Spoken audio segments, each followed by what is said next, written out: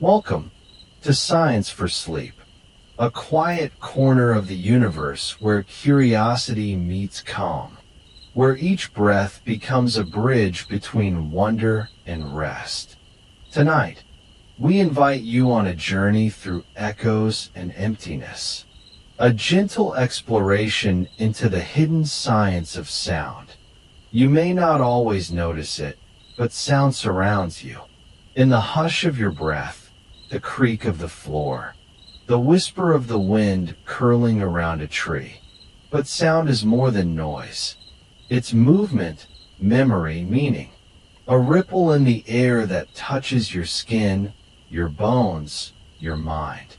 In this story, Echoes and Emptiness, the hidden science of sound, you'll drift through invisible waves, meet the vibrations inside atoms, and discover how silence itself carries shape and truth. Each chapter is a soft step deeper into the mystery, designed to soothe your senses, gently quiet your thoughts, and cradle you into restful sleep. So lie back, let the world slow down, and listen, not just with your ears, but with your whole being. Your journey into the science of sound begins now. In the beginning, there is quiet. You lie still, eyes heavy, and in that hush before sleep, your awareness drifts to something softer than silence, a whisper you almost don't hear. Not a word, not a sound, but a suggestion, a movement in the air, the faintest vibration brushing past your skin like the flutter of a moth's wing. This is how sound begins.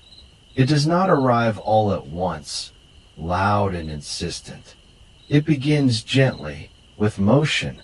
Somewhere something moves. A leaf stirs in the wind. A bird tilts its head. Your own breath escapes, barely noticed.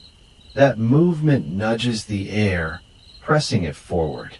Air molecules begin to bump into one another, a ripple forming in a pond of invisible matter. You are always surrounded by this sea of air, soft, weightless, yet full of hidden choreography. Every time something shifts within it, the molecules sway like dancers passing on a message. That message travels outward, onward, until it finds you. Your ear, delicate and alert even in rest, catches it. Not just the outer shell, but the deep, spiraled cave within.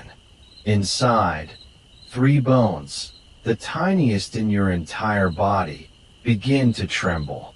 One touches the next, and the next touches the next, like a secret being passed between old friends. The whisper becomes a pattern, and that pattern becomes sensation. But the sound was not only in the air, it was also inside you. You don't merely hear sound, you interpret it. Your brain translates waves into meaning, into memory. A hum becomes the thrum of your childhood fan. A creak becomes your grandmother's wooden floor. Every sound you've ever known still lives somewhere in you. You may not recall them all, but your body remembers. Even in sleep, it listens. Now, think of the moment before the whisper, the space where there was nothing. That stillness is not truly empty. It holds the potential for sound. A pause, a breath, a waiting. Like a held note, never played. Sound begins in contrast. You recognize it because there is silence around it. The whisper is defined by the quiet it breaks. It draws its meaning from the absence that came before. The ancient world, long before cities and machines, was full of these first whispers. The rustle of grass, a crack of thunder across endless sky, the lap of water against stone. Sound was a companion to darkness and dusk, shaping stories, warning of predators, carrying songs between villages. Even now, in this moment, the world is whispering to you. There is the distant hum of the refrigerator, the soft murmur of your own heartbeat, the sigh of fabric as you shift slightly beneath your blanket. These are not interruptions. These are reminders that you are here, that the world is alive. If you could zoom in, far closer than the eye allows, you'd see that sound is never still. Molecules collide, separate, return. The air is never silent. Even when you close your ears, it hums with potential. A world always in motion, even if gently. Sound does not just travel through the air. It also moves through water, through solid walls, through your bones. A whale's call can echo for miles beneath the sea. A knock at your door can be felt in your feet before your ears. And in the deepest part of you, in your own voice, sound waits. Your vocal cords, soft folds hidden inside your throat, are instruments tuned by breath. When you speak, you shape air into meaning. You do what the wind and leaf and bird do. You create. But before you spoke, you listened. That's how every human life begins.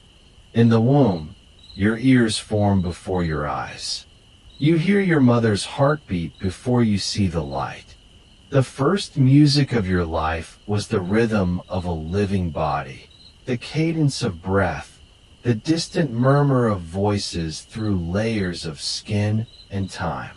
You were born into sound. It greeted you. It comforted you. And slowly, you began to understand it. Children don't just learn to speak.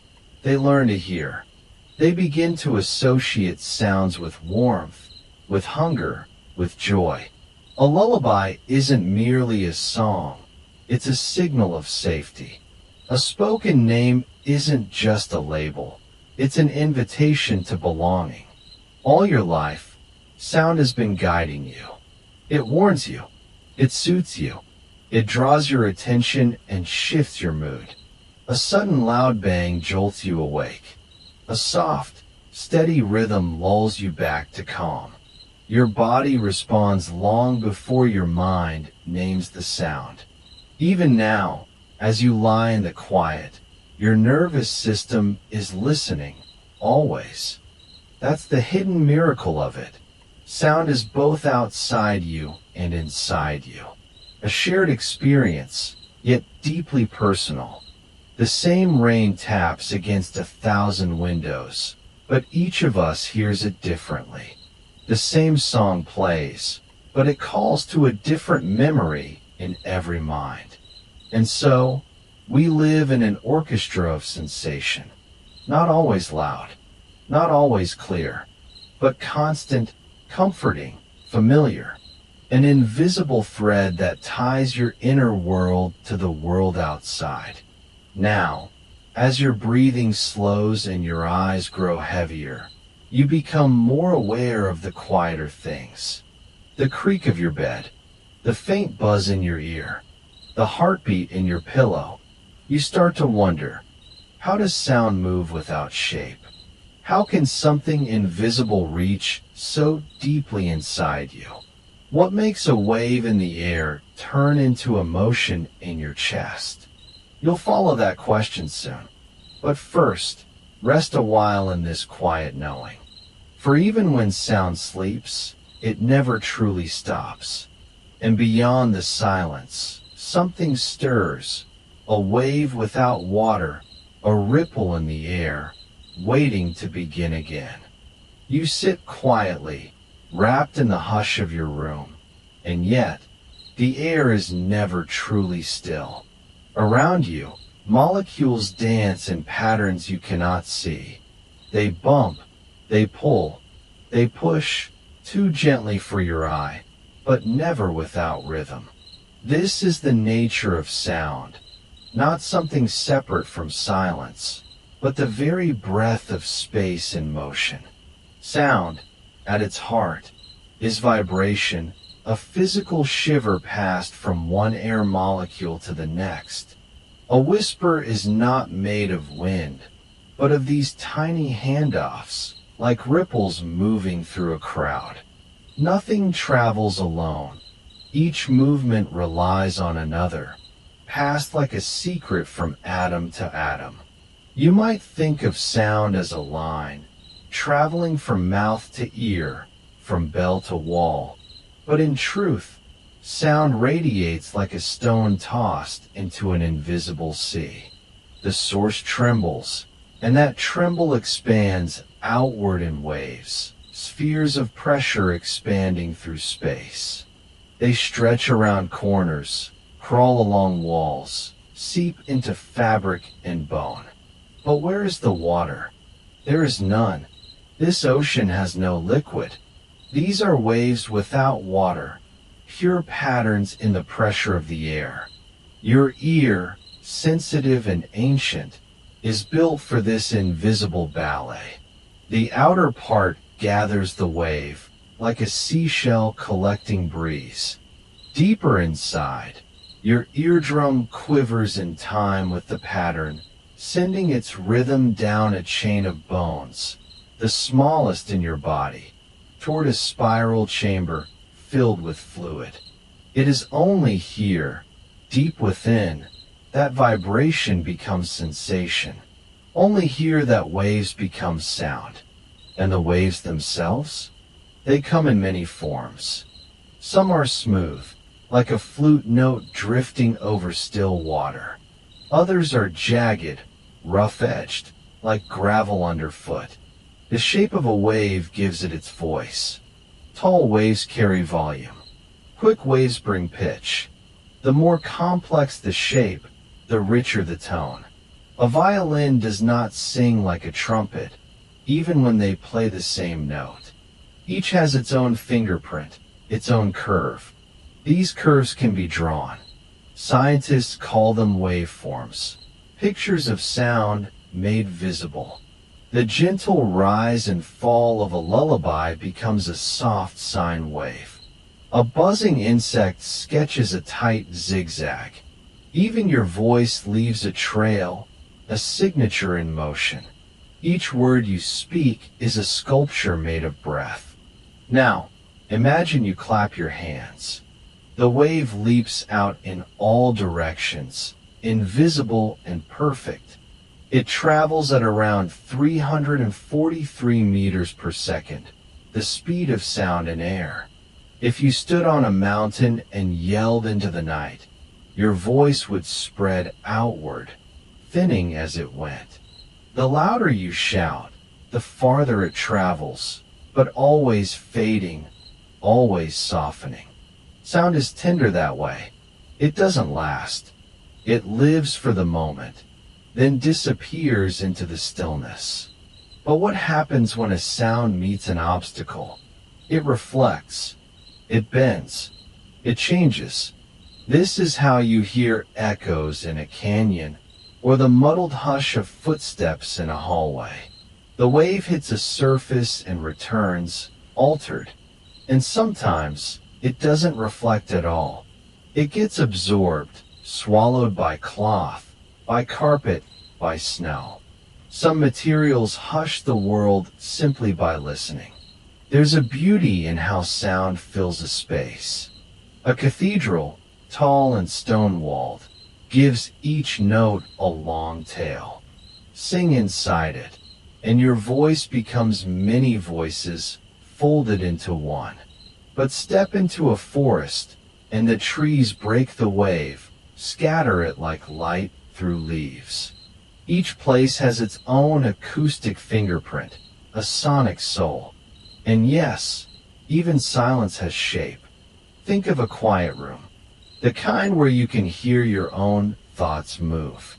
The silence isn't empty. It's the absence of waves, the stillness between pulses.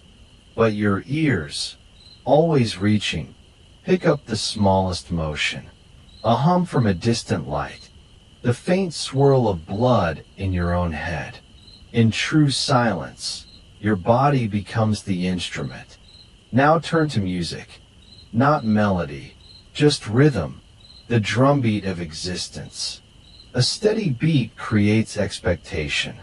Your brain follows it, predicts it. It feels safe. When the beat shifts, even slightly, you feel it. Your heart skips, your breath adjusts. These waves shape not only the air but your body, your state of being. Even animals, without language, listen to the world through waves. Elephants feel rumbles through the ground. Bats map the night by bouncing sound off invisible prey. Whales sing across oceans. Their songs are not noise, they are maps, messages, memories.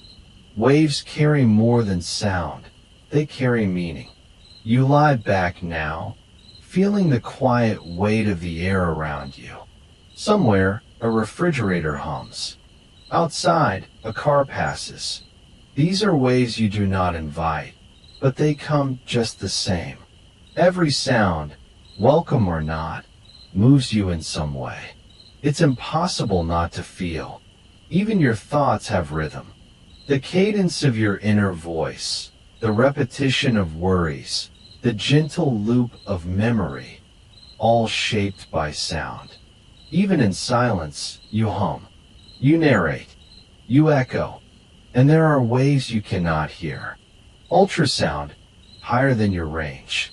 Infrasound, lower than your ear can detect. Some animals sense them. Machines can measure them. Earthquakes, thunder, even distant explosions speak in waves too slow or too fast for you to hear. But they exist, quietly threading through the air like whispers meant for someone else.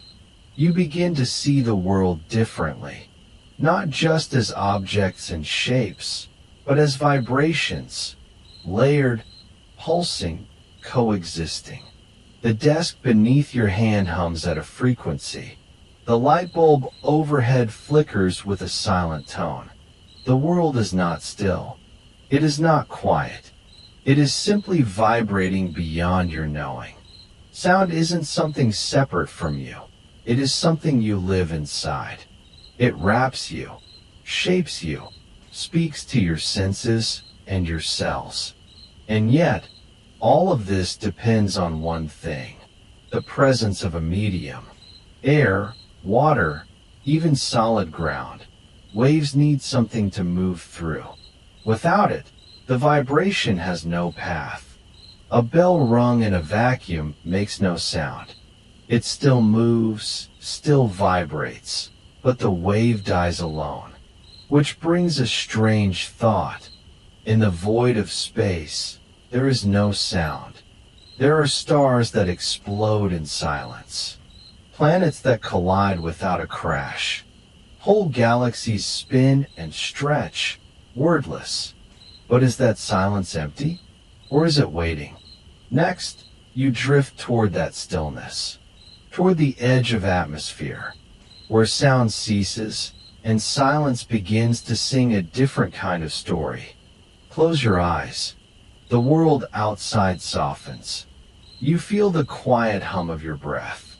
There, in the gentle rhythm of inhale and exhale, begins the song of your body. Sound does not begin in the ears. It begins in the air. Molecules shift, press forward, and pass energy along like children in a game of whispers. That energy touches your skin, nudges the hairs on your arms, and finally reaches the gateways of perception, your ears. But hearing is not just what happens in the ears. You are a symphony of sensation, and every note, every beat, is absorbed not only by hearing but by being. Deep within your skull, inside the protected cave of your inner ear, lies the cochlea. Shaped like a curled shell from the sea, it is filled with fluid and lined with tiny, sensitive hair cells. When sound waves enter your ear, they ripple through this fluid, bending the hairs like reeds in a pond. Each of those hair cells responds to a different frequency. Some are attuned to the sharp cry of a baby, others to the low, rich hum of thunder. And as those tiny hairs sway, they send electric signals to your brain. But even before the brain deciphers them, you feel them. Think of bass. A deep drumbeat in a song doesn't just pass through your ears. It thrums in your chest. Your bones carry it. The marrow beneath your ribs vibrates gently, and your spine subtly echoes the rhythm. This is bone conduction. Vibrations traveling through the solid scaffolding of your body, delivering sound not through air, but through touch. It's how you hear your own voice from the inside. That strange difference between how you sound in your head and how you sound in a recording. It's because you're listening partly through your bones. Even your skin listens. Tiny nerves under your skin detect vibration and temperature. A violin's high note might feel like cold glass brushing past your arm. A cello's warmth feels like wool wrapped around your spine. And then there's the heartbeat. Your heart is a percussionist, steady and soft. It changes with sound. The rhythm of music can quicken it, slow it, cradle it. A gentle melody slows the thump. Loud noises cause it to stutter. Fear, joy, grief, they all play upon your pulse like a fingertip against a drum. In your throat, there are echoes. When you speak or hum, vibrations rise from the larynx and move upward, bouncing around in your skull, your mouth, your nose. Your body becomes a resonating chamber. The same way a guitar amplifies a string's vibration through its wooden body, your voice rings within your chest. You feel your own voice even more than you hear it. And then there are the bones in your ear, the smallest in the body. The malleus, incus, and stapes. The hammer, anvil, and stirrup. They are tiny. All three could sit on a fingernail. But they carry the weight of every word you've ever heard. When the eardrum shakes, it passes that energy to the malleus. The malleus taps the incus. The incus nudges the stapes. The stapes presses on the fluid of the cochlea. This chain of motion, this dance of bones, allows you to hear. They move so gently you cannot feel them. But without them, sound becomes only silence. Sometimes you hear things that aren't there. A ringing after a loud concert. A whisper in the wind. That, too, is part of the body's song. The brain tries to interpret the silence, to fill in the gaps, to maintain the rhythm even when the notes are gone. Tinnitus, they call it, a phantom tone. But maybe it's just your body remembering. In sleep, your ears never turn off. They listen for danger, for comfort, for the murmur of your name. Even as you dream, your auditory world continues. A mother may sleep through traffic noise, but wake instantly to her baby's whimper. The brain decides which sounds to hear and which to fold into silence. Sometimes, even in dreams, music enters. A song playing in the background of your sleep can weave itself into your story. Sound doesn't just enter your mind. It becomes part of its landscape. Your body holds memories in sound. The soft clink of a teacup on porcelain. The crunch of footsteps on snow. The laughter of someone you miss. These sounds live not just in memory, but in muscle. A familiar tune can bring tears, not because of the notes, but because of how your body once responded to them. You are made to feel sound, to carry it, to remember it. And so, you are not just a listener. You are a living instrument. Your body echoes and absorbs and transforms waves into meaning. Your ears begin the process, but your skin, your heart, your breath, they all join in. They all play their part. Even your silence is full of music. And still, you are not alone in this song. Step outside, and the world begins to sing again. The flutter of leaves, the low growl of distant thunder, the soft footsteps of a cat on carpet, all of them speak to your body, not in words, but in movement. Sound is not only what you hear, it is what you feel, what you remember, what you carry inside. It is the language your body speaks fluently, without ever needing to explain. And yet, if your body is an instrument, then the earth must be an orchestra. Everything moves. Everything vibrates. Everything, in some way, sings. But what about the places where sound does not travel? Where the body hears nothing, not even its own echo? What about the silence beyond earth, the stillness between stars? Where does the body go when sound cannot follow? You begin to wonder about a place without waves, without air, without whisper or hum. A place where silence isn't just a pause, but a permanent state. In the next breath, you drift toward that silence, toward the emptiness where sound disappears and something else takes its place. You lie still, body relaxed, mind adrift.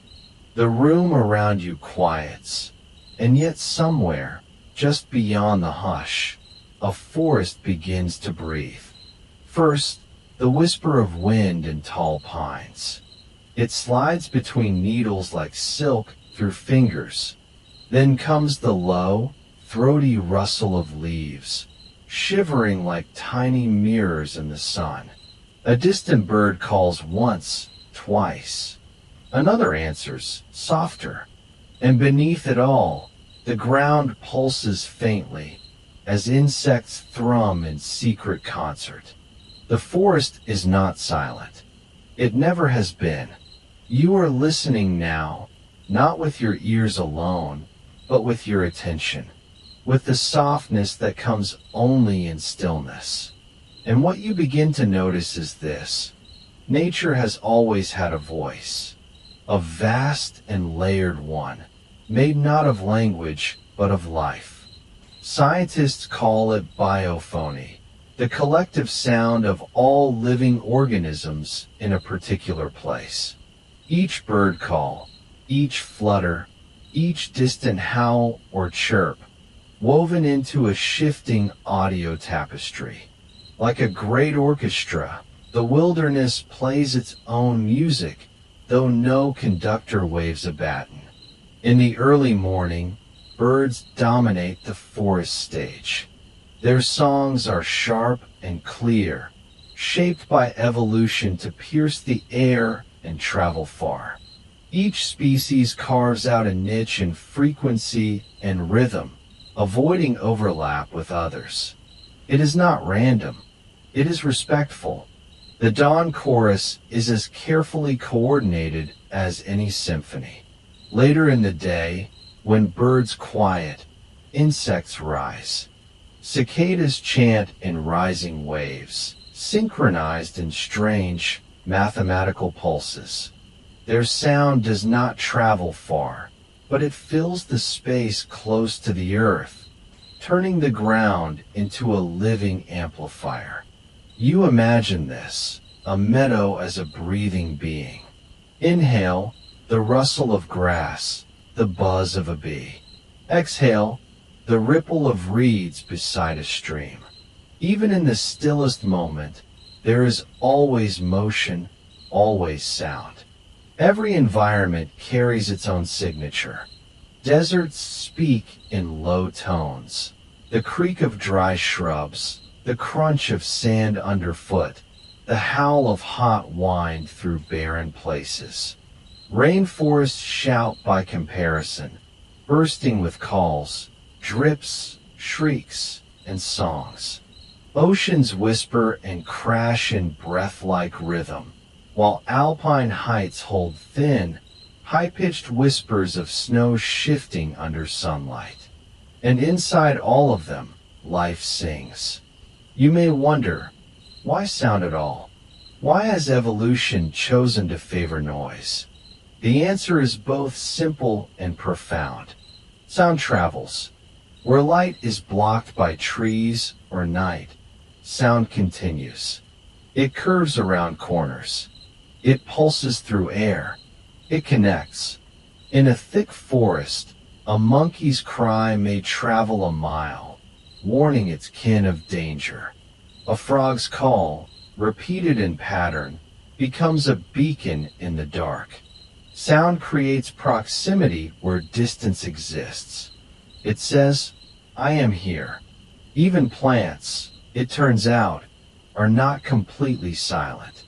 Scientists have begun to discover that roots can respond to vibrations in soil, and some plants emit faint ultrasonic clicks as they grow. It is too quiet for our ears, but not for the world beneath them. You begin to think of Earth not as a place, but as a song. Even humans, once outside the walls of cities, were woven into this harmony. Our ancestors knew the language of birds, could read the rhythm of winds, understood when silence itself was a warning. They didn't conquer nature, they conversed with it. Now, something inside you stirs. Perhaps it's memory, or perhaps it's the recognition of something ancient and true, that you are part of this chorus, not apart from it. Your breathing slows. Your heartbeat, too, is a rhythm, soft, steady. And in this moment of connection, you realize that biophony is not background noise. It is evidence of life, of presence, of balance.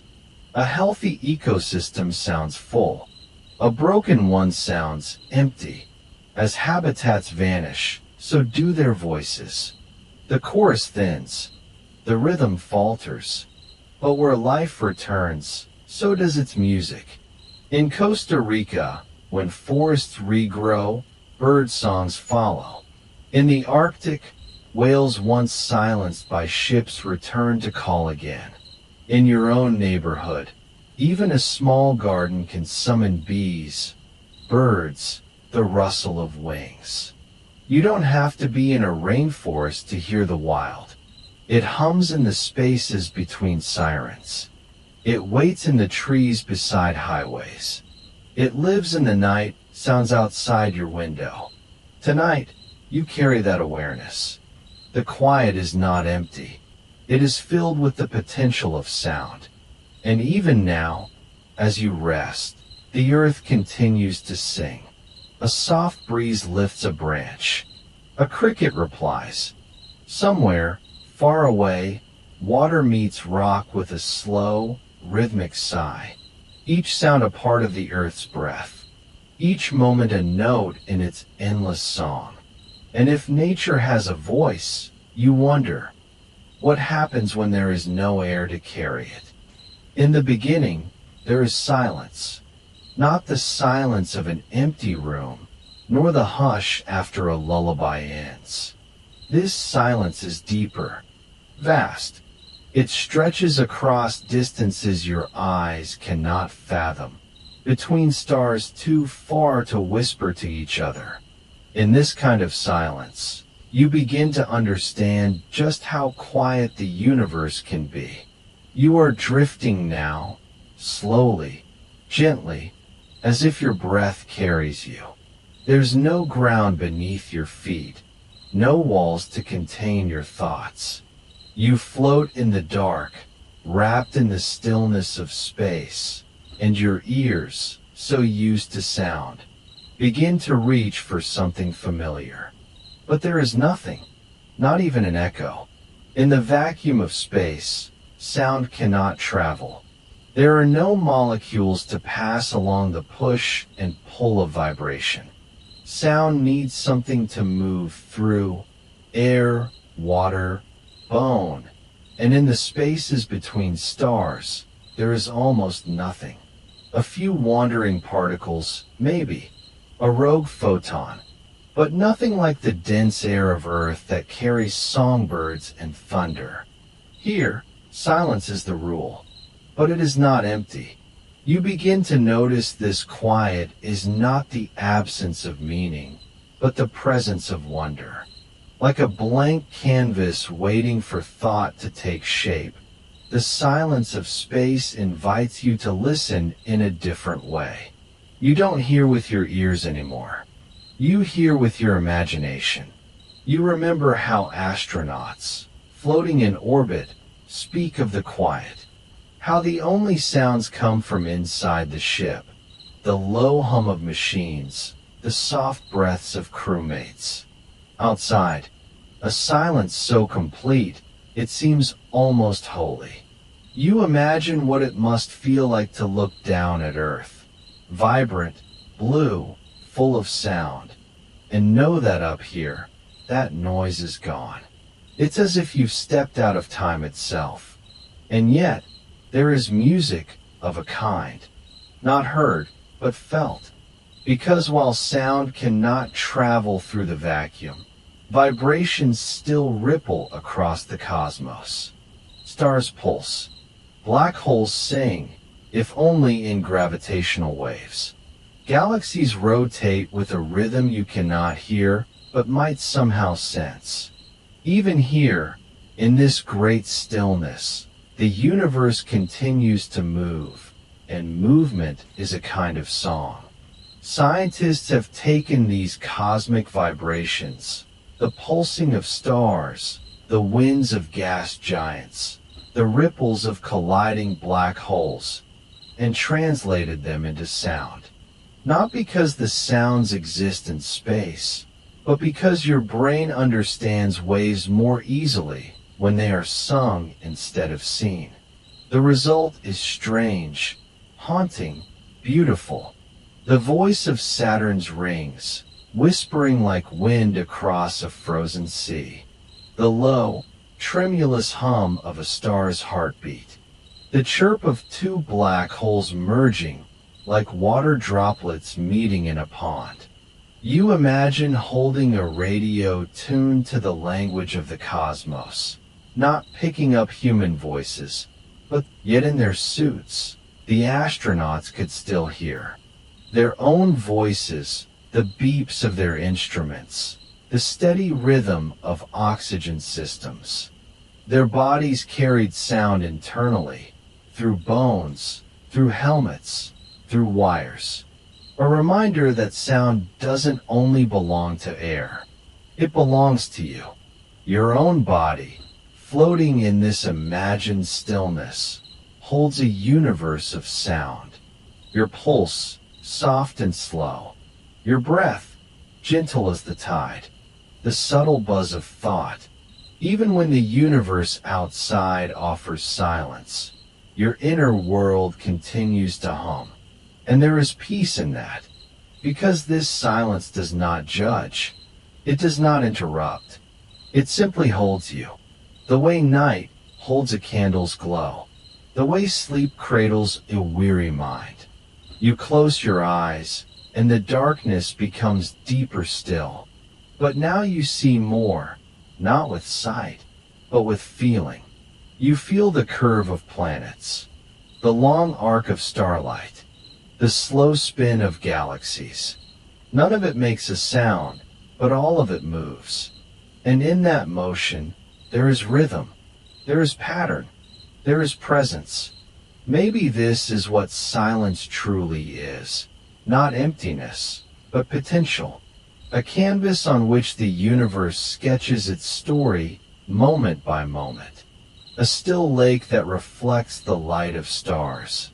And so you rest, not in the absence of sound, but in the fullness of quiet. You drift deeper, not away from the world, but closer to its essence. You are not lost in space. You are held by it. Somewhere far off, a star pulses again, and though you do not hear it, you know. You know there is more to explore. There are waves you have yet to follow, ripples you have yet to feel, because even in a vacuum, something always moves. Something always begins. And next, you'll follow the tiniest motions, the secret vibrations within the smallest things, to discover how sound begins, not in the sky, but in the quiet dance of particles too small to see. You lie still, body sinking deeper into softness. Around you, quiet blankets the air. Yet even in this calm, your body hums gently with life. It is a hum too quiet for ears, too constant for notice. But it is there always. And if you could shrink yourself down, smaller than dust, smaller than cells, smaller than atoms, you would find yourself in a world that never stops moving. There, in the invisible depths of everything, you find the birthplace of motion. Atoms are not fixed like marbles, nor are they hollow like balloons. They shimmer, they sway. They are patterns of possibility, held together by forces older than stars. Inside every atom, protons and neutrons cluster tightly, while electrons dance in clouded layers, always in motion, always uncertain. You float among them now. At this scale, silence does not exist. Every particle wiggles. Every molecule pulses with a rhythm that isn't sound, but something more primal, vibration. It is this vibration, these tiny, perpetual tremors, that give rise to sound. Not in the way you know it, with echoes and melody, but in the rawest, earliest form. It is the stirring of matter, the beating heart of the physical world. Even at absolute zero, the coldest possible temperature, where classical motion should cease, particles still gently shiver. This is called zero-point energy, and it is nature's quiet defiance against stillness. Even in perfect cold, the universe cannot stop humming. You drift near a strand of DNA now, coiled like a staircase carved in mist. Even this delicate thread sings. Each twist, in turn, produces a faint vibration.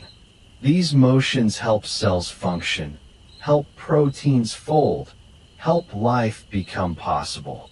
Vibration isn't just movement. It is instruction, it is memory, it is existence writing itself into reality. In the dark, molecules speak to one another in this language of movement.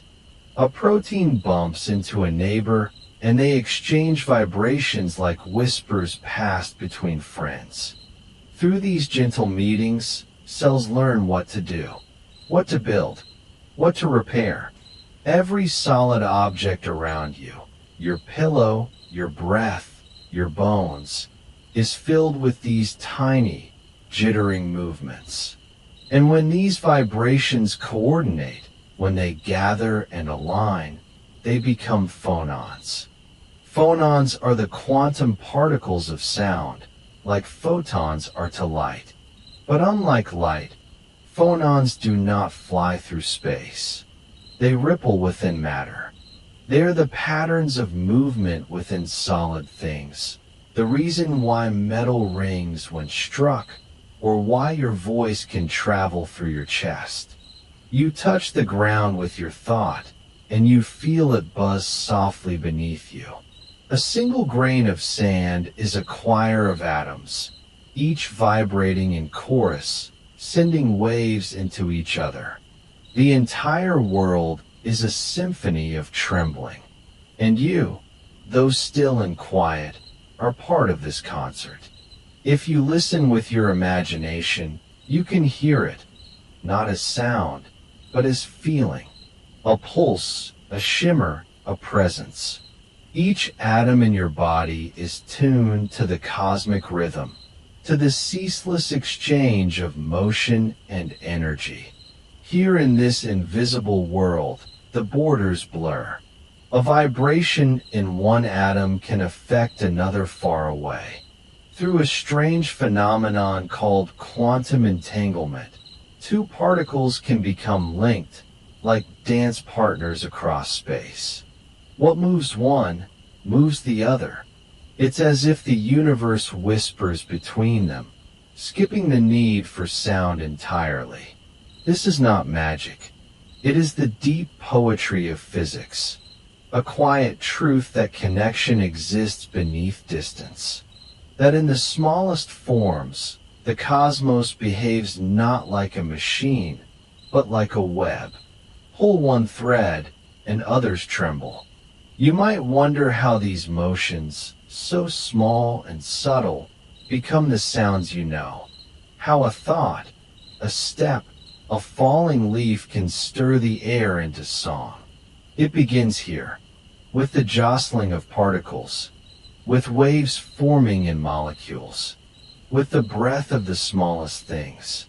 From these atomic dances, ripples rise and climb upward, growing larger. Molecules knock into each other.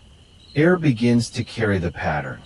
It travels from one body to the next, each handoff seamless, like a story being passed around a circle. Eventually, those ripples reach your ear, and the story that began in darkness, at the edge of invisibility, becomes the sound you hear. Even silence holds this story. When you sit in stillness, no voice, no movement, you are not in the absence of sound, but in the presence of the deepest hum. That steady motion never leaves. It is the lullaby of being made of matter. And so you begin to sense it now. That sound is not a foreign thing. It is not something that only happens outside you. Sound begins within you, in every cell, in every molecular breath. You are a quiet instrument, already playing. This is why you feel music in your chest, why voices touch your spine, why thunder shakes more than just the walls. The vibrations outside only meet the vibrations already inside. They speak the same language. You are a resonant space, a cave where light cannot go, but motion does. As you float deeper into thought, deeper into rest, this idea rocks gently in your mind, that even when your ears stop hearing, the body continues to listen.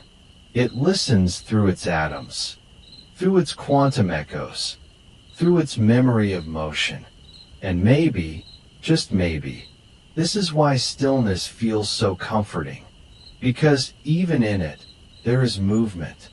Even in darkness, there is song, a quiet, eternal music written into the smallest structures of your being. You are not alone in your sleep. The universe hums with you. And far above this gentle quantum dance, another kind of vibration begins to form, a wave not of molecules, but of meaning. The wind shifts. Leaves tremble.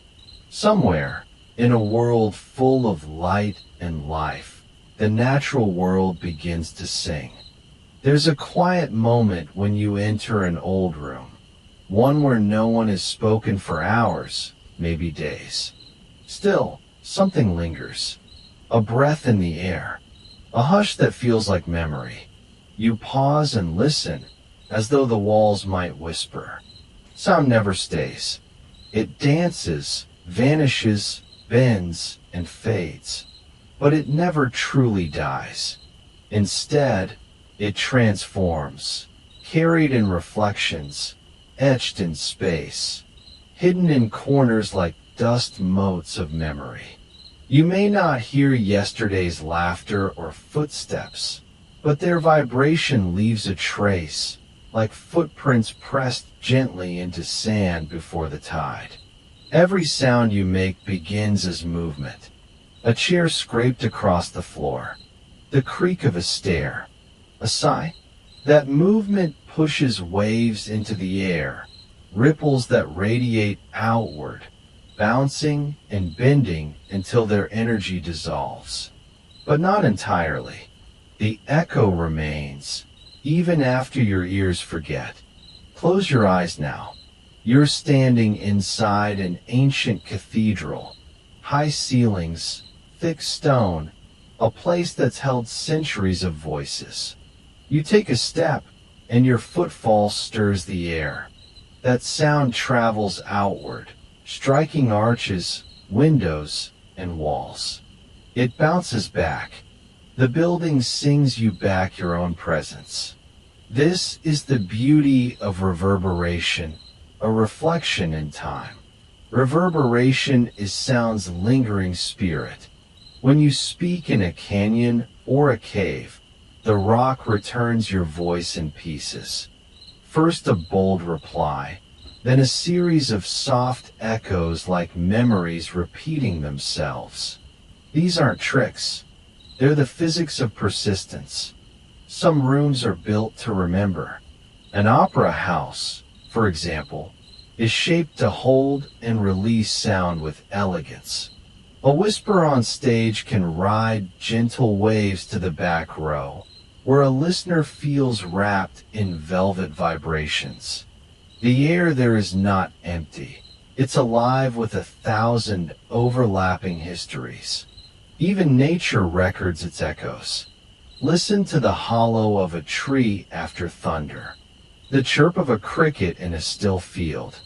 Mountains hold sound in their ribs. Valleys trap it in pockets. Icebergs groan with low, ancient frequencies, the slow voice of shifting time. And in water, sound travels faster than in air. Deep under the ocean, whales send low songs across vast distances. Some scientists believe their calls can travel hundreds of miles. Imagine that, a voice moving silently beneath the surface, carrying emotion from one being to another through layers of salt and memory.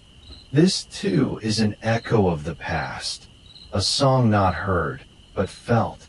Human-made echoes have power as well. Archaeologists now use sound to understand ancient spaces.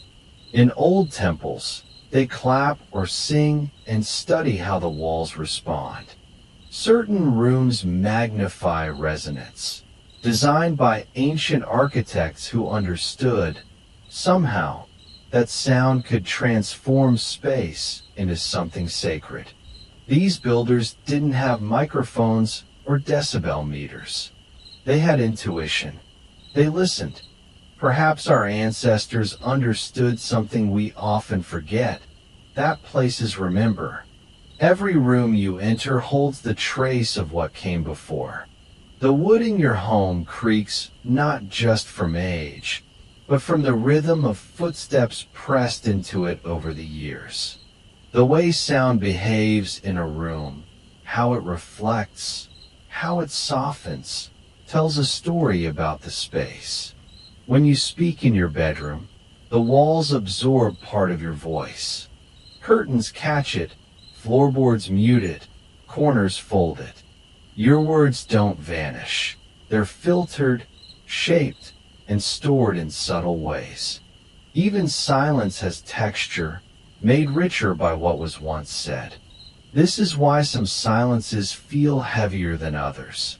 A hospital waiting room, a school hallway after the final bell, a theater before the play begins. Each one carries an invisible record, a resonance of purpose, of passage, of presence. And then there are the echoes inside you. You remember the sound of a loved one's voice, though they're long gone. Not because you have a perfect memory, but because that voice etched itself into your nervous system. Your brain, your bones, your very breath know how it felt to hear them. You hum a lullaby once sung to you as a child. You recognize the pitch of a parent's laugh, the cadence of a friend's storytelling. These inner echoes are stitched into your sense of self. Memory is made of more than images. It's also made of sound. Some scientists believe that sound and emotion are stored side by side in the brain. That's why hearing a song from years ago can make your chest tighten or your eyes sting. It's not the melody, it's the memory the sound unearths. Even your dreams borrow from these echoes. The mind replays old voices as if they never left. In the soft theater of sleep, you hear footsteps on gravel roads, distant music, or the clinking of kitchenware from a childhood morning. Each detail is a vibration remembered. This is sound's secret. It passes, but it leaves behind a feeling, a shape, a sense. It becomes part of the space it once touched. You are surrounded by this invisible tapestry, a web of acoustic memories stitched into the fabric of everyday life. And so, when you sit in a quiet room and hear nothing at all, know this: the silence is not empty. It's filled with softened echoes, stretched thin across time. It makes you wonder, what other waves are moving through the world, hidden from your ear, waiting to be heard in another form? Next comes the story of those waves that don't need air at all, the ones that travel even where sound cannot. In silence, space begins to speak. There is a reason your heart calms when you hear a lullaby, a reason why certain notes ache, while others wrap you in warmth like a woolen blanket on a rainy afternoon. You may not know the language of music, the scales, the signatures, the structures, but your body does. It remembers. It listens not with logic, but with rhythm and breath. You begin by noticing how music mirrors your inner world. The slow beat of a cello mimics your breath and rest. A flute, light and fluttering, stirs something playful behind your ribs. A piano chord, rich and low, presses gently against your chest like a distant thought returning. Sound, when arranged with intention, becomes more than a vibration. It becomes feeling. Music is a geometry of emotion. Every note a point, every rhythm a line, every harmony a shape that you can feel but never quite see. It stretches through time, yet leaves no trace in space. Like a breeze, present, moving, gone. But unlike wind, music leaves an impression inside you. Something lingers, quietly echoing, long after the final note has faded. Somewhere deep inside, your brain decodes each note like a second language. Without conscious effort, it anticipates what might come next. When the melody fulfills that expectation, you feel comfort. When it twists and surprises you, you feel wonder. This is the quiet conversation between your neurons and the air around you, a dance of prediction and pleasure. And it's not just emotion. There is math behind the magic. Octaves double in frequency, and your ear perceives them as harmony. Two notes, vibrating at different speeds, but somehow agreeing. The intervals between notes, thirds, fifths, sevenths, are like the spacing of stars in a constellation. Ancient patterns, mapped again and again in cultures across the world. Why do some melodies sound sad, while others seem to smile? It's in the intervals. A minor chord steps lower, pulling downward, like a sigh or a slumped shoulder. A major chord rises gently, like a morning yawn or sunlight filtering through trees. Your ear, trained by life and emotion, translates these patterns into feeling, without ever asking permission. Rhythm, 2 is a kind of story. Think of your heartbeat. Loop-dub, loop-dub, a constant tempo that anchors your existence. When music aligns with this internal rhythm, you feel steadied, soothed, as if something outside you is mirroring what's within. Faster rhythms quicken your pulse, stir your breath. Slower ones stretch time, relax your limbs, ease your thoughts towards sleep. Cultures around the world build their music from different scales, but the human body responds in familiar ways. A tabla beat in India can mimic the gallop of horses. A Japanese shakuhachi flute can sound like a bamboo forest swaying in the wind. Indigenous Australian didgeridoos create vibrations that resonate in the bones. Each tradition, though unique, touches the same biological thread. The body is listener, the body is drum. And yet, even dissonance, those uneasy, clashing notes, plays a role. In nature, not everything is harmony. Tension tells us a storm is near, a shadow approaches, something is unresolved. Music mirrors that too. Dissonance invites attention. It makes you wait, lean in, wonder what comes next. Then, resolution. The return to a gentle chord, a familiar refrain, the world rebalancing. Even discomfort can be comforting when you know it will end. Think about a lullaby. Simple, repeating, gentle. It doesn't strive to impress. It loops like a cradle swing or a rocking tide. Repetition in music is like breathing, in and out,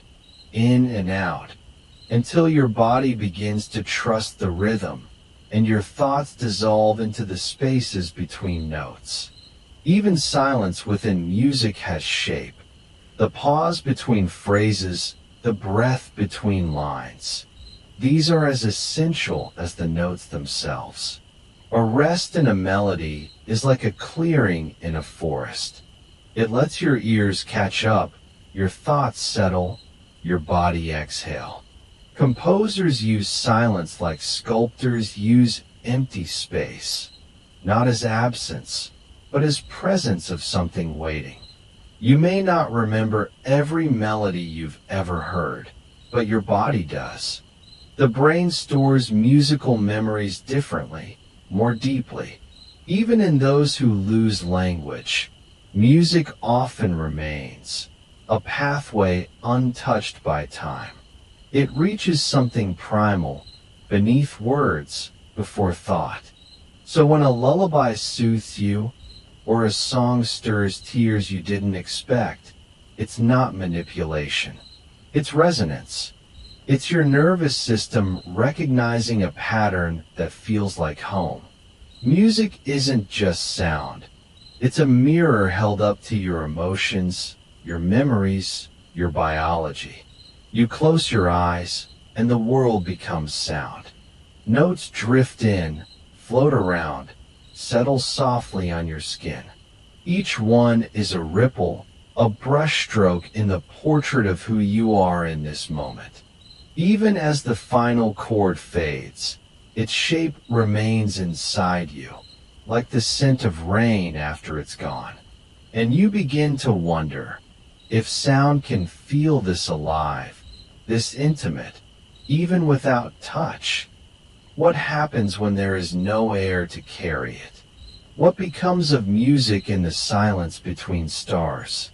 You follow that thought, gently now, toward a quiet that has no echo, a stillness too wide for waves, toward the waiting hush of space. Even when the world around you is still, no footsteps on the floor, no hum of a fan, no wind against the window, your mind remains quietly alive. In the deep hush of night, when your head rests gently on the pillow, you hear things that aren't there. A melody from childhood, a voice long gone, a phrase you never said out loud, sounds without source, echoing softly from the chambers of memory and imagination. Your mind does not wait for sound to arrive from the outside. It creates, it composes, it remembers. Inside your skull, in the soft folds of the brain, sound takes shape without air or movement. It rises like breath on a mirror, delicate, fleeting, and somehow real. The brain's ability to generate sound is not magic. It is biology wrapped in wonder. Neural circuits in your auditory cortex, the area of the brain designed to process sound, don't always need real noise to light up. Memory can spark them. Emotion can ignite them. Even silence can trigger their fire. Think of the last time a song got stuck in your head. There was no speaker, no instrument, no singer in the room. Yet you heard it, clearly, insistently. This is called an earworm, a type of involuntary musical imagery. It loops because your brain's rhythm center, the auditory and motor regions, enters a self-sustaining cycle. Like a vinyl record caught on a groove, it spins endlessly until you distract it. Or remember those moments just before sleep when a voice seems to call your name. You open your eyes, nothing, no one, but you heard it, or thought you did. These are auditory hallucinations, more common than you think. They're not signs of illness. They are simply reminders that your brain does not need ears to hear. It only needs attention. You are a vessel of inner echoes. And sometimes, those echoes feel louder than the world outside. The science of auditory imagery, what we call the sound of thinking, is the bridge between perception and memory.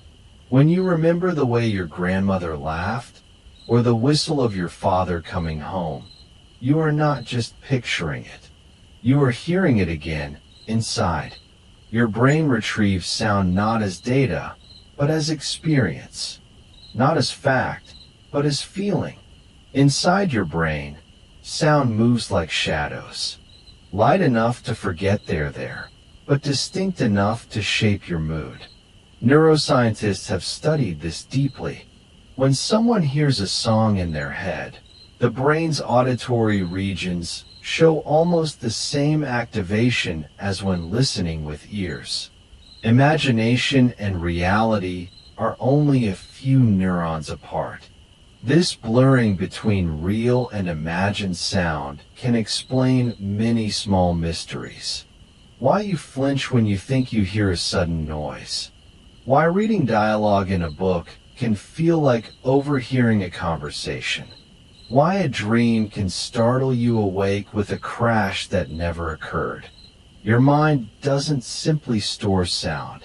It replays it, rehearses it, rewrites it. Now imagine a composer alone at a piano. Her hands rest in stillness, eyes closed. She hears the symphony before a single note is played. That act of internal hearing, auditory imagery, is what allows her to write something others will someday listen to. Her brain is a stage, and the orchestra exists in silence until she brings it forth. Or think of a child humming to herself in a quiet room. No music is playing, but she sways, hears rhythms, invents tunes. The sound exists only for her, but in her world, it is real. This is creativity's seed, planted in the mind and watered with stillness. The mind's capacity to simulate sound also gives rise to auditory illusions. These are sounds that deceive you, not because your ears fail, but because your brain interprets them creatively. Like the shepherd tone, a sonic staircase that seems to rise forever without climbing. Or the McGurk effect, When seeing someone mouth one sound while hearing another causes your brain to hear something entirely different. You live in a world shaped not just by airwaves, but by interpretation. Sound is more than vibration. It is meaning wrapped in motion, and your brain is always trying to make sense of it. Even language itself is part of this inner world of sound. As you read these words, do you hear them in your mind? Most people do. This is called subvocalization, the ghost of speech that shadows your inner voice. It's how your brain turns text into tone, letters into language. Your internal narrator is always there, whispering, guiding, filling the silence with sound. You may not notice it unless you listen, but it's the thread connecting thoughts to words, emotions to expression. Sometimes, in stillness, the sounds inside grow louder. Not with volume, but with clarity. You begin to notice patterns. The way your thoughts seem to hum at a certain rhythm. The way your breathing joins the background like a soft drum. Your mind is composing a lullaby just for you. And what about dreams? They are, in many ways, soundscapes without sense. Voices from nowhere. Footsteps in forgotten places. Music that has never been written. In dreams, your mind becomes both conductor and audience. The sounds you hear have no source and no destination, yet they leave echoes in your waking life. Sometimes, the sounds that rise inside your head come from deep emotion.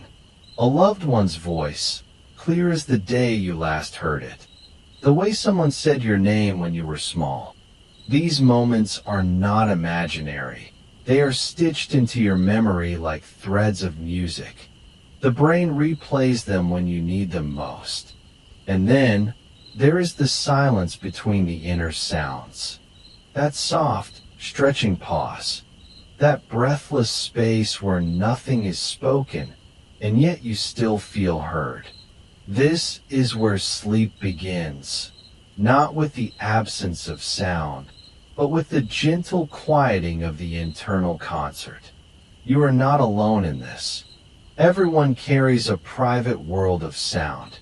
It connects you to memory, to identity, to imagination. And when the world outside grows quiet, this internal music becomes the softest part of you. Now, as you drift deeper into stillness, you begin to wonder, if the mind can hear what does not exist, can it also feel what has never been touched? Can it perceive motion where there is none? Is sound only one thread in a deeper web of hidden senses? And so, from this place of thought and tone, you begin to follow the invisible waves of feeling, vibration, and pattern that ripple through even the quietest spaces. Into a world where the science of sleep sounds begins to reveal its secrets. It begins with a breath. Slow, soft, almost silent. You lie down and the day loosens its grip. Outside, the world continues in its rhythm. Distant cars, a whisper of wind, the occasional rustle of unseen things. But here, in this space, you invite a quieter language to speak. Not words, but waves. Not meaning, but motion. You press play, and the room fills with the hush of falling rain. The sound isn't loud. It doesn't command your attention. It simply exists, consistent, steady, and tender, like the patter of time brushing gently against your window. Why does this sound comfort you so? Why does it coax your mind to drift and your eyelids to soften? Because your brain is a rhythmic being tuned to patterns and pulses. Sleep itself is a rhythm, a dance of neurochemistry, cycles, and stages. And just as lullabies soothe children, certain sounds soothe the adult brain, guiding it along the delicate descent into rest. Let's begin with the science beneath the calm. Your sleep cycles through phases, light, deep, and dreaming, orchestrated by waves of brain activity.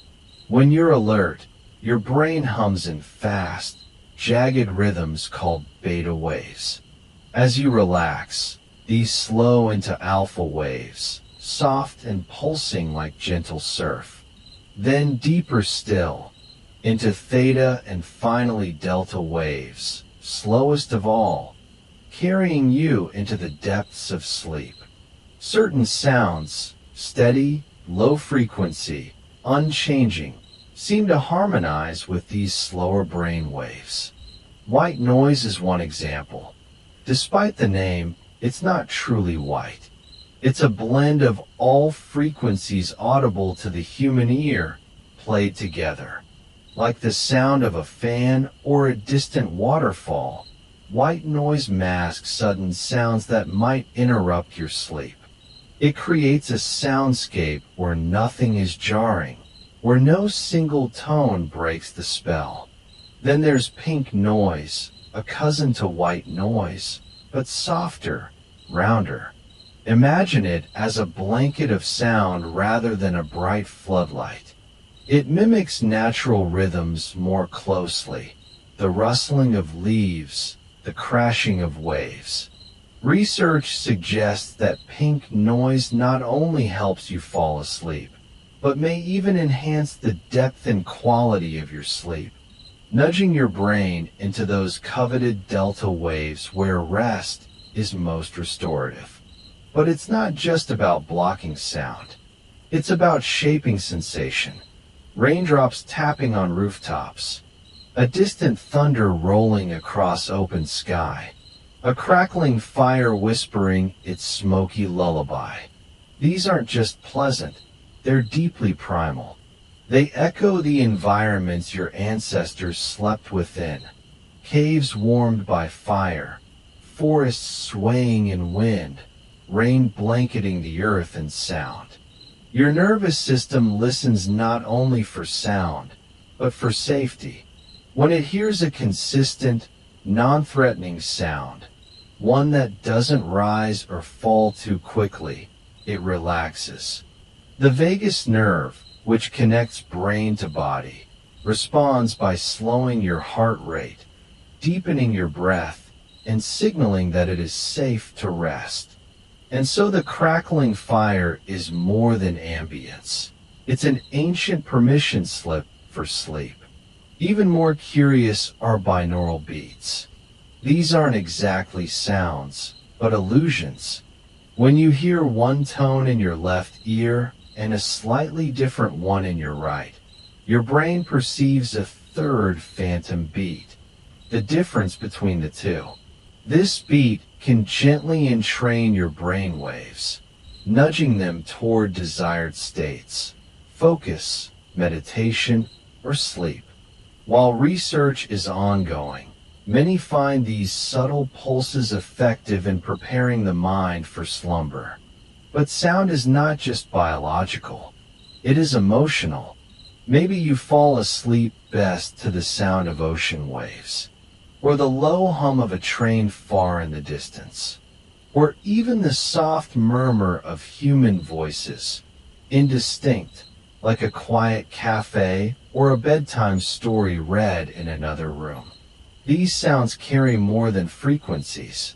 They carry memories, associations. The sound of waves may recall childhood summers. The train, a sense of safe passage. The voices, the comfort of not being alone. Your mind is wired to connect to places, people, sensations. Sleep sounds tap into those connections, like keys fitting gently into the locks of your subconscious. You may also notice how sound becomes part of ritual. Each night, you press the same button, hear the same tone, and your body begins to respond. not because the sound itself is magic, but because you've taught yourself. This is the beginning of letting go.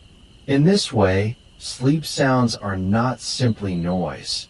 They are companions, gentle guides across the threshold between wakefulness and dreaming. Sound therapy, too, has begun to enter the clinical world. Hospitals experiment with soundscapes to calm patients. Therapists use tonal resonance, singing bowls, tuned chimes, harmonic tones, to lower stress hormones and lift emotional burdens. The science is young, but the feeling is ancient. And so you find yourself in bed, sound weaving its soft cocoon around you. Perhaps tonight it's rainfall. Tomorrow, it may be the whisper of wind in pines. Whatever it is, you choose it not just for the sound, but for the feeling. Because sleep, like sound, is never just one thing. It is chemistry and comfort, biology and belief. It is pattern and mystery. And so, with every gentle echo, you allow yourself to fall back into rhythm. You breathe, you listen, and the night listens back. Tomorrow, you'll wake. But for now, you let the waves of sound carry you, not forward, but inward, toward the deepest spaces of yourself. There, in the quiet beneath the quiet, even silence has texture. And that's the mystery that awaits you next. What does it mean to hear nothing at all? When the world quiets and the lights dim low, there is a sound that emerges, one you may not have noticed until everything else falls away. It is not made of instruments or voices, not shaped by wind or wire. It is the music of your own presence, the quiet rhythm of simply being.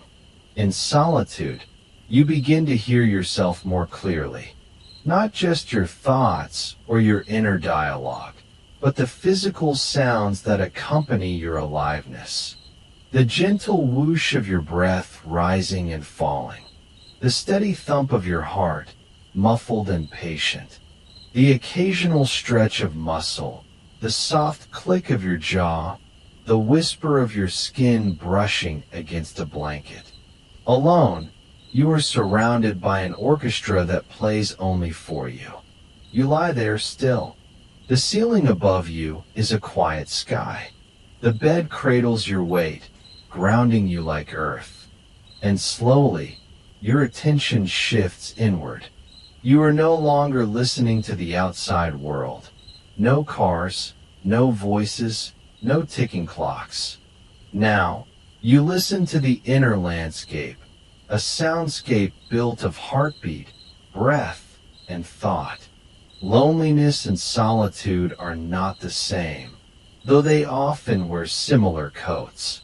Loneliness stings, seeks something missing. But solitude, true solitude, is a softer thing. It is an invitation inward, a gentle exploration of the self. And within that stillness, you discover something remarkable. Your body is never truly silent. Your heart doesn't just beat. It pulses like a distant drum. It marks time in a way clocks never could. Intimate, alive, endlessly loyal. It has been with you since the beginning, before you ever understood what sound was. And it will continue, quietly and faithfully, through every storm and silence. In the absence of external noise, you come to appreciate its company. And your breath. Oh, your breath. It is a lullaby you have known since the moment you arrived.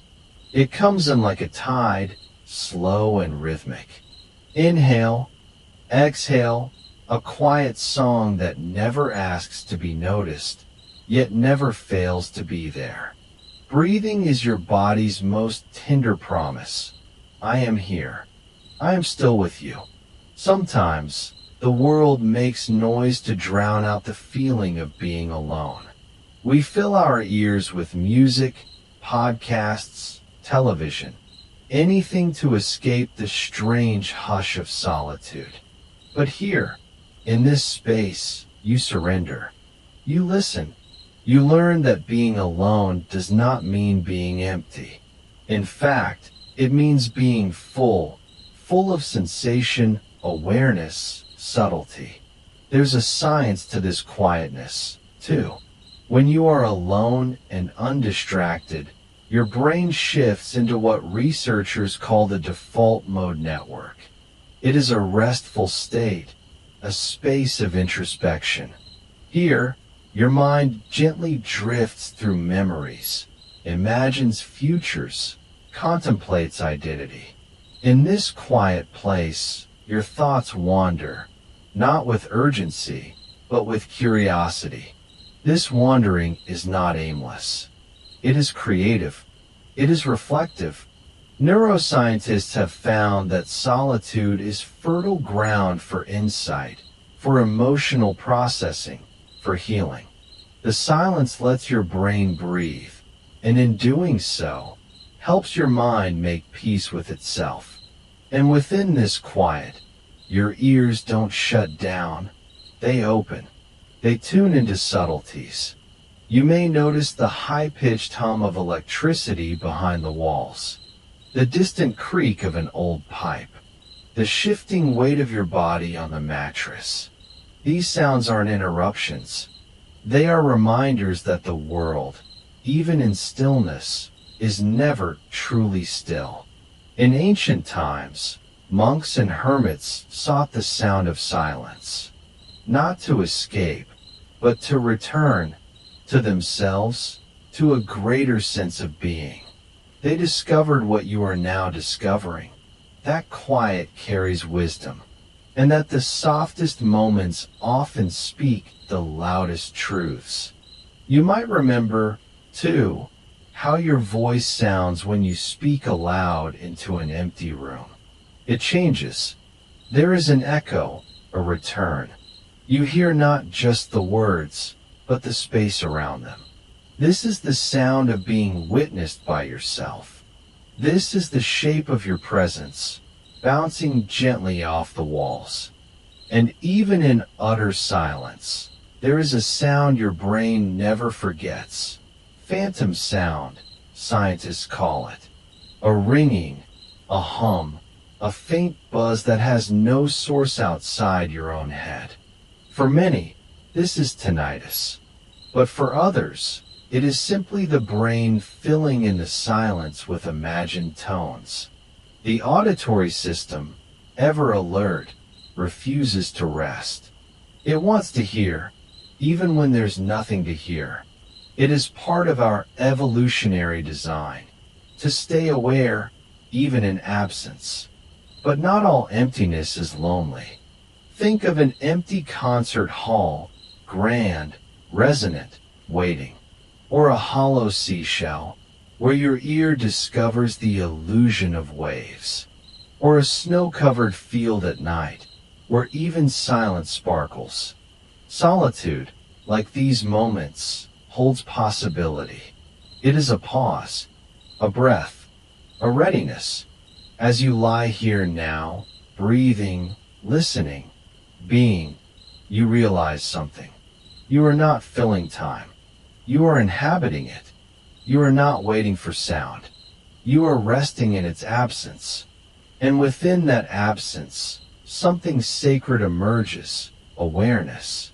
The awareness that you are here, that you are whole, that your heartbeat is enough music for one night. And so, you return to the quiet, not as a stranger, but as someone who understands its language.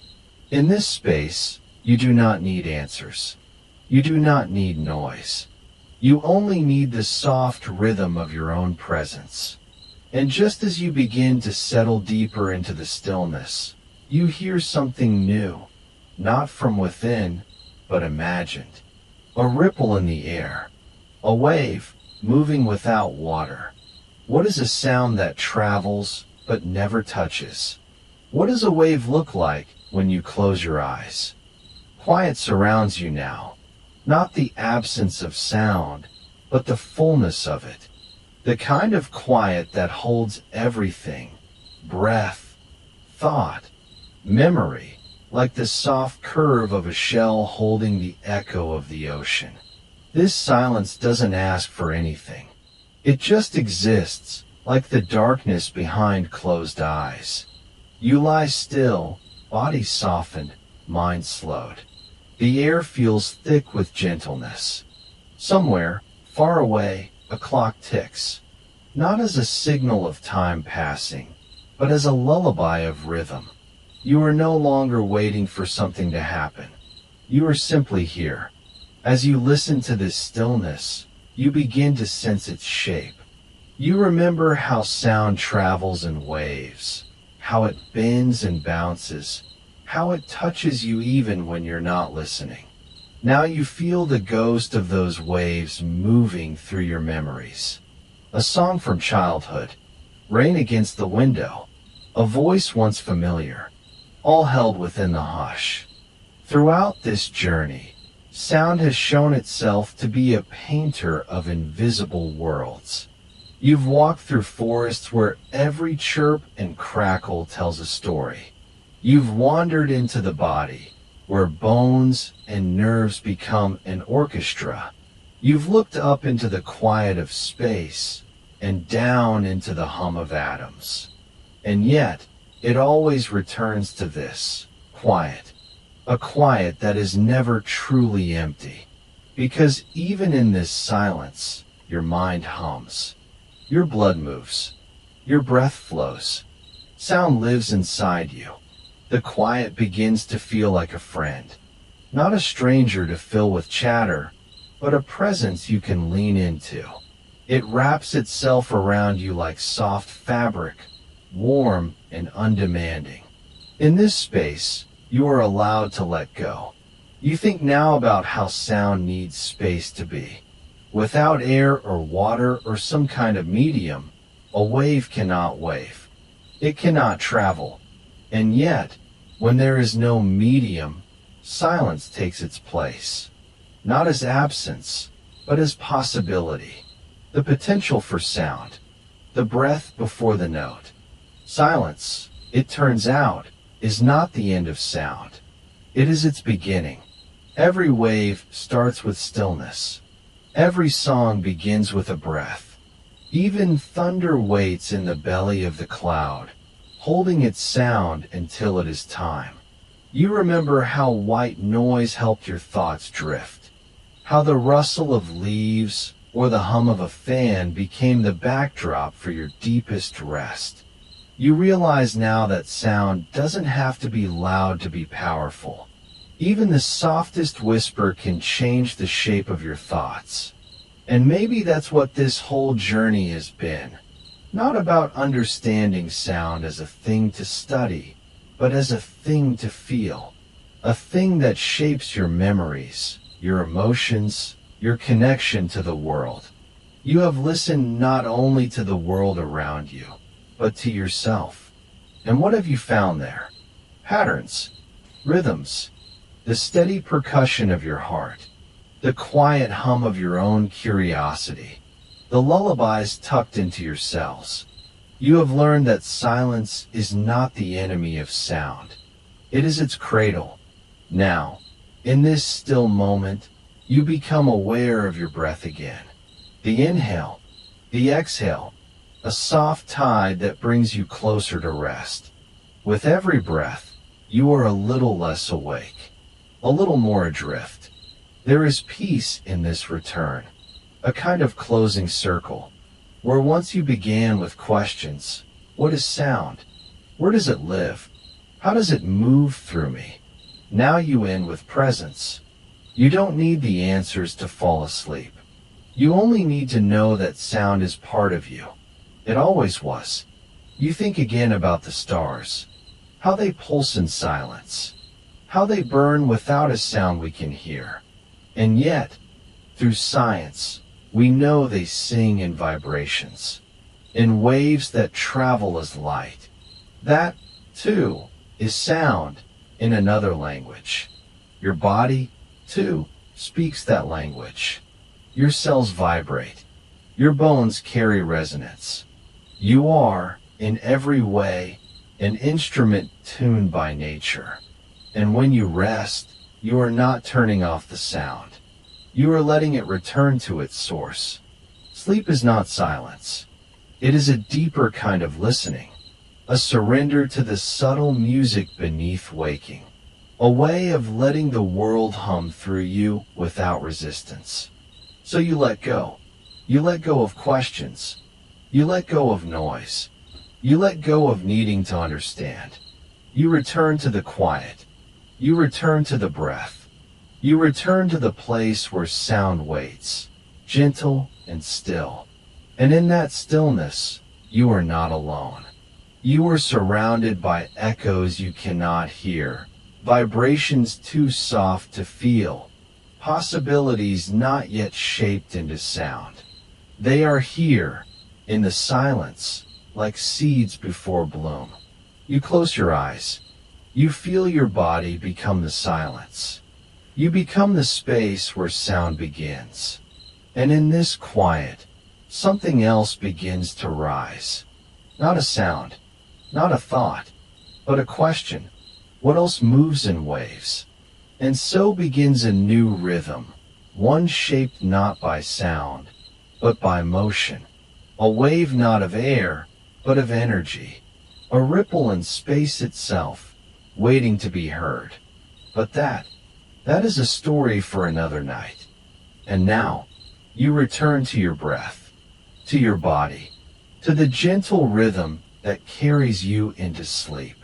Tonight, you've wandered through waves and silence, through echoes of the universe, and whispers within. Let this stillness stay with you. Let your thoughts drift like sound fading into space. No need to hold on. No need to understand. Only to rest. Because even in silence, your story continues. In vibrations too soft to hear. In dreams not yet dreamed. Thank you for listening. Good night.